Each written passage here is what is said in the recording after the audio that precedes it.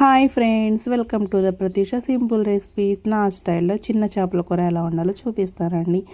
ఇందుకోసం stove on చేసి కడాయి పెట్టుకొని సరిపడా ఆయిల్ పోసుకొని సన్నగా తరిగిన ఒక పచ్చిమిర్చి ఉల్లిపాయ అనేది యాడ్ చేసుకోవాలి. ఉల్లిపాయలు అనేవి పింక్ షేడ్ వచ్చే వరకు చక్కగా వీడియోలో చూపిస్తున్నట్టు ఫ్రై చేసుకోవాలండి.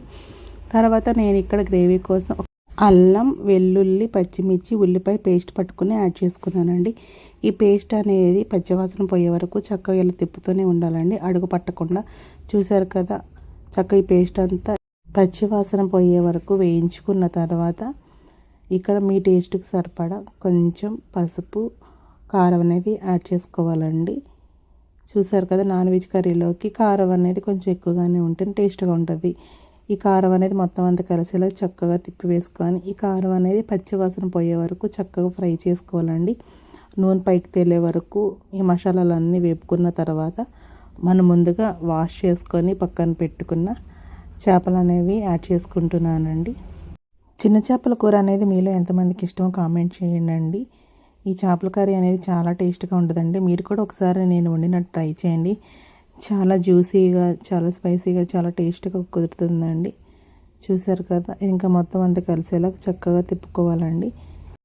ముక్క అనేది విరగకుండా చక్కగా గరిటతో ఒకసారి అలా నిదానంగా తిప్పి వేసుకోవాలండి, మొత్తం అంతా కలిసేలాగా. తర్వాత మనం ముందుగా నానబెట్టుకున్న చింతపండు రసం అనేది నేను ఇక్కడ ఒక గ్లాసు యాడ్ చేసుకుంటున్నానండి. ఈ రసంతో పాటే కొంచెం ఉప్పు కూడా సరి చూసుకొని యాడ్ చేసుకోవాలండి. కొంచెం కొత్తిమీర కూడా యాడ్ చేసుకొని మొత్తం అంతా కలిసేలా చక్కగా తిప్పుకొని ఇంకా మూత పెట్టుకొని 2 పొంగులు రానివ్వాలండి.